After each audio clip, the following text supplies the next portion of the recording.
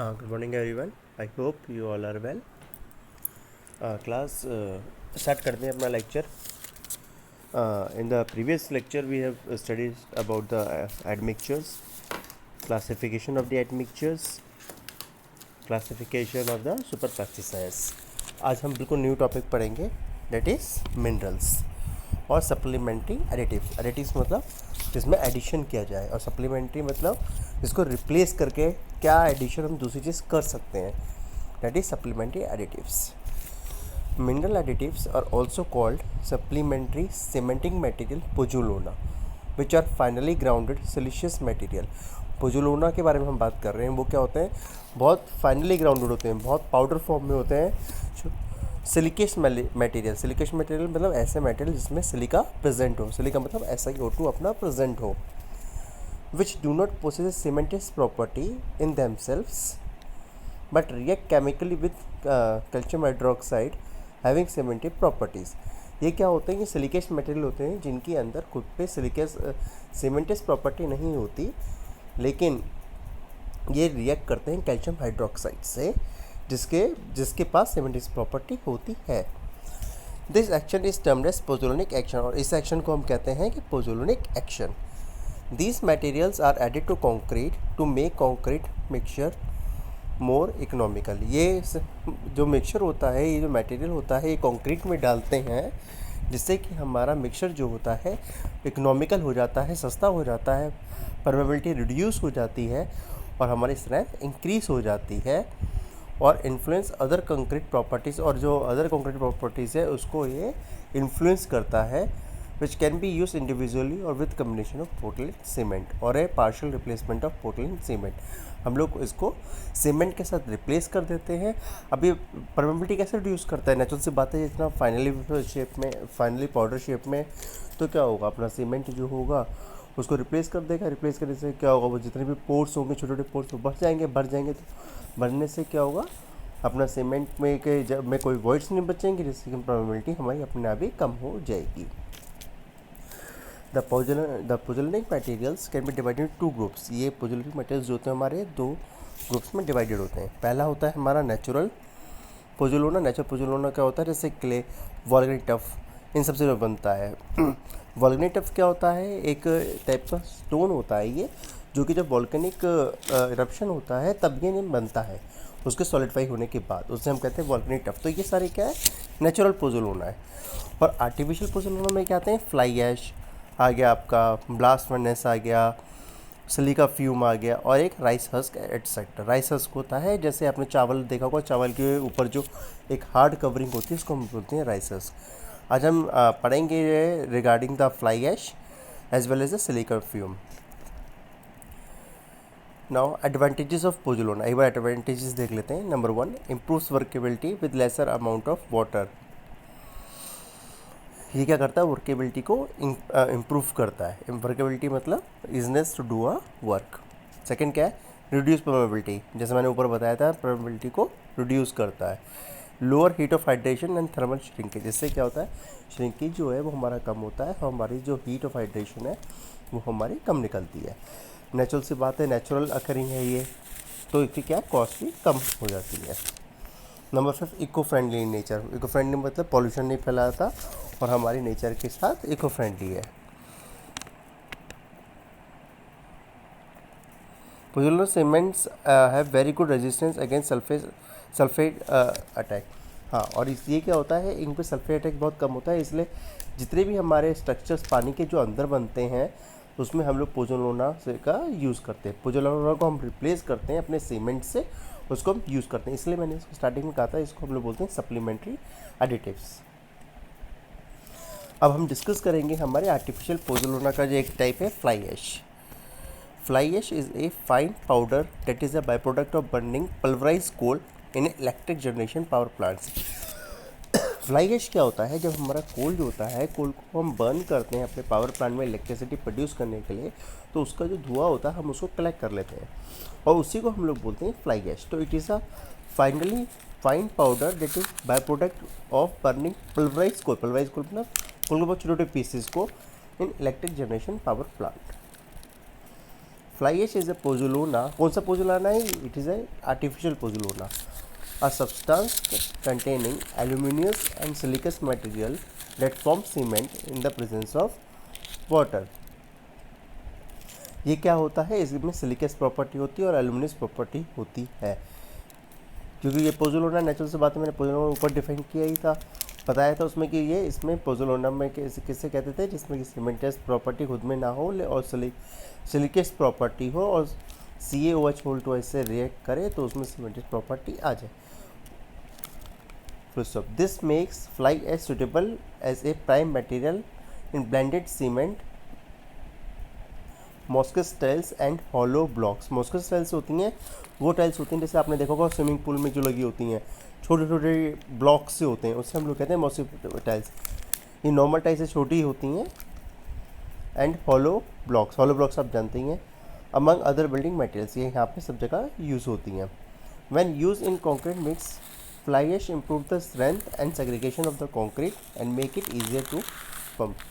ये क्या करता है? स्ट्रेंथ को अच्छा करता है, सेग्रीगेशन को भी कम करता है और हमारे पंप को इजीली पंपेबल बना देता है, जिससे कि हमारा पंप अगर दूर जगह पे हमें ले जाना हो तो इजीली पंप हो जाए.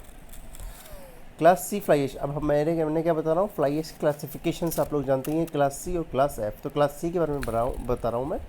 Class C fly ash normally produced from the combustion of lignite or subbituminous coals containing calcium CaO, calcium oxide higher than 10% and possesses cementous property in addition to pozzolanic properties. Class C कैसे बनता है? ये बनता है lignite और bituminous को का जब हम कंबशन करते हैं तब ये बनता है. और इसमें क्या होता है? CaO की जो वैल्यू होती है वो हायर देन 10% होती है. और क्लास F कैसे बनता है? It is normally produce from the combustion of bituminous और एन एंथ्रासाइट कोल. जो हमारी एंथ्रासाइट और बिटुमिनस कोल होता है उसके कंबशन के बाद हमें क्लास F मिलता है. और बिटुमिनी और लिग्नाइट्स और बिटुमिनस से क्या मिलता है? क्लास C मिलता है, कंटेनिंग CaO बिलो 10%. और इसमें क्या होता है? जो कैल्शियम ऑक्साइड होता है हमारी, उसकी मात्रा हमारी 10% से कम होती है. Now we will discuss about the properties of fly ash. Number 1 property है हमारी size and shape of fly ash. The size of fly ash varies depending on the source. जो हमारे साइज होता है वो किस पर डिपेंड करता है कि हमारा सोर्स क्या है.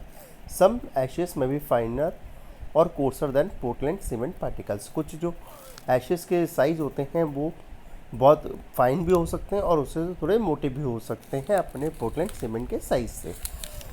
Fly ash consist of silt sized particles which are generally spherically typically ranging between 10 से 100 माइक्रॉन. साइज़ क्या दे रखा है? 10 से 100 माइक्रॉन के बीच में हो सकते हैं. Now coming to the second property, that is colour. Fly ash can be tan to dark grey. Tan होता है ब्राउन कलर से लाइट जो होता है उसे हम लोग बोलते हैं tan colour. Generally skin colour के लिए भी यूज़ किया जाता है. तो ये कैसा हो सकता है कि टैन भी हो सकता है और डार्क ग्रे भी हो सकता है, depending on it's chemical and mineral constituent. किस पर डिपेंड करेगा कि उसका मिनरल कंपोजिशन कैसा है और उसका केमिकल कंपोजिशन कैसा है. Tan and light colour are typically associated with high lime content.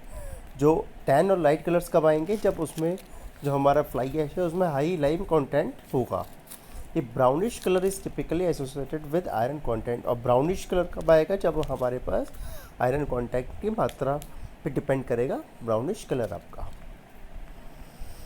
Third property हमारी specific gravity of fly ash. The specific gravity of different fly ash varies over wide range. The specific gravity ranges from a low value of, कहाँ से कहाँ तक है? 1.90 से लेकर 2.96 तक हमारी स्पेसिफिक ग्रेविटी फ्लाई ऐश की वेरी कर जाती है.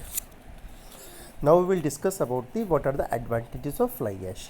नंबर 1 एडवांटेज है it contribute to the environmental pollution control.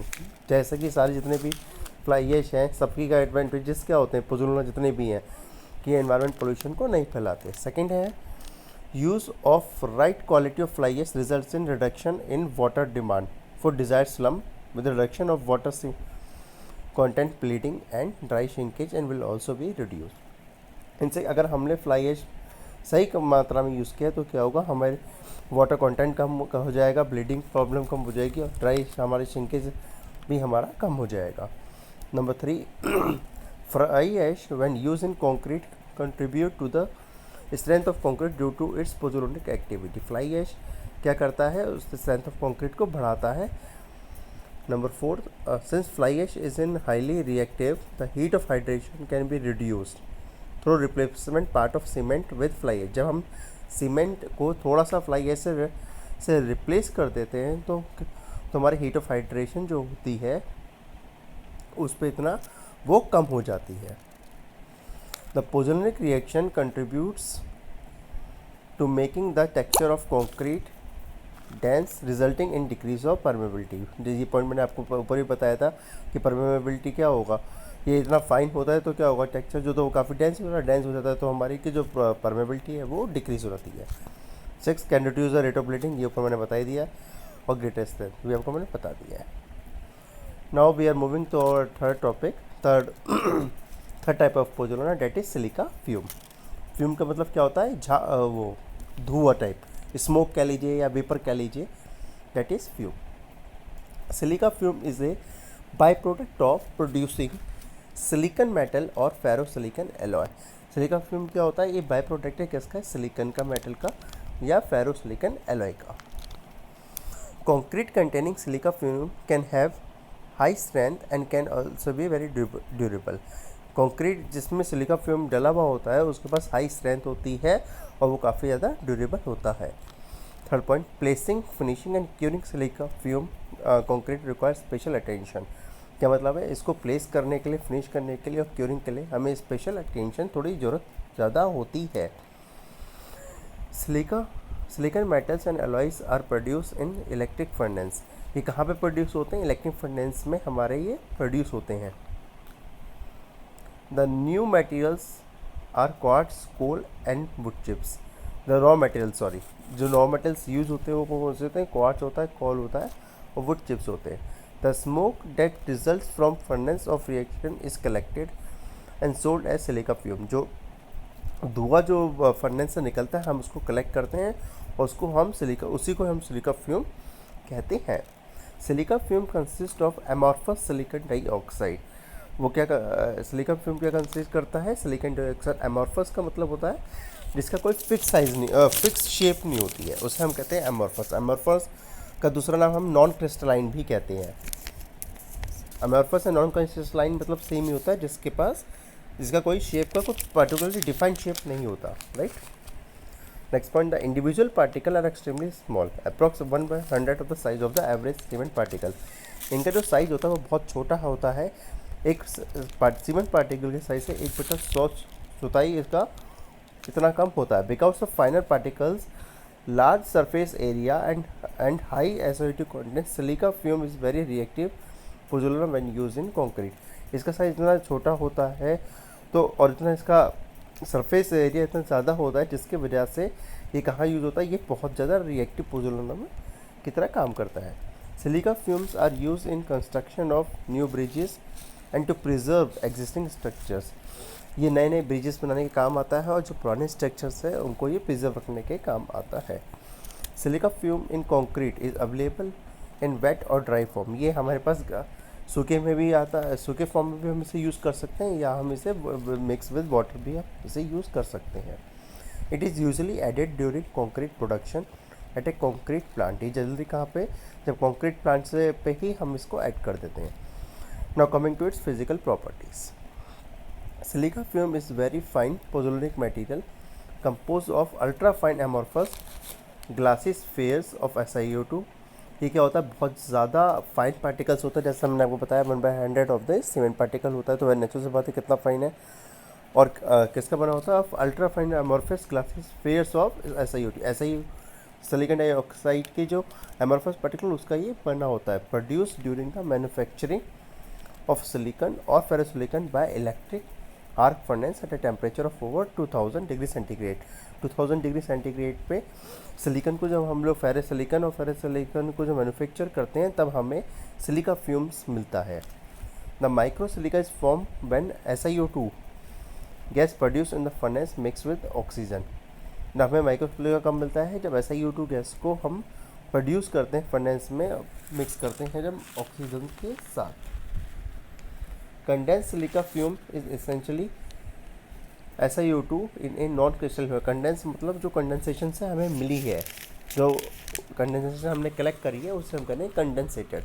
तो वो क्या कह रहा है, कंडेंसेटेड सिलिका जो है, सिलिका फ्यूम जो है वो उसमें is essentially SiO2 in A crystalline, in a non crystalline form. उसमें SiO2 होती है नॉन क्रिस्टलाइन फॉर्म में। नॉन क्रिस्टलाइन किससे कहते हैं, वही अमरफॉस को ही कहते हैं, जो मैंने आपको पहले बताया था।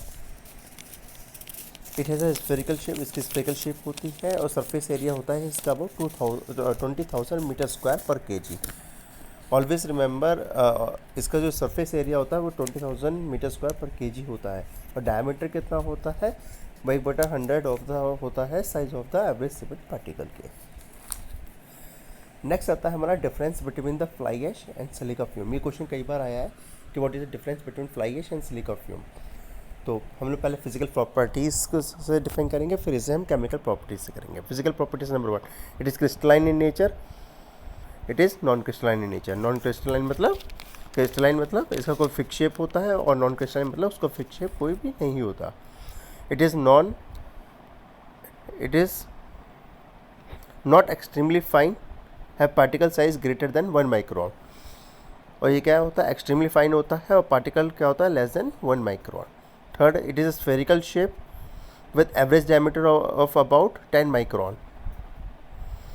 ये स्फेरिकल शेप में होता है, उसका डायमीटर कितना होता है, नियर अबाउट 10 माइक्रोन। और ये क्या होता है, ये स्फेरिकल शेप होता है और इसका डायमीटर होता है 0.1 माइक्रोन। नेक्स्ट, ये 50 टाइम्स स्मॉलर होता है सीमेंट के पार्टिकल से, और ये कितना होता है, 1/100 टाइम्स स्मॉलर होता है एवरेज सीमेंट पार्टिकल के साइज से। इसकी स्पेसिफिक ग्रेविटी 200 मीटर स्क्वायर पर kg होती है, और इसकी कितनी होती है, 20,000 मीटर स्क्वायर पर kg। ये दोनों में ये डिफरेंसेस थे।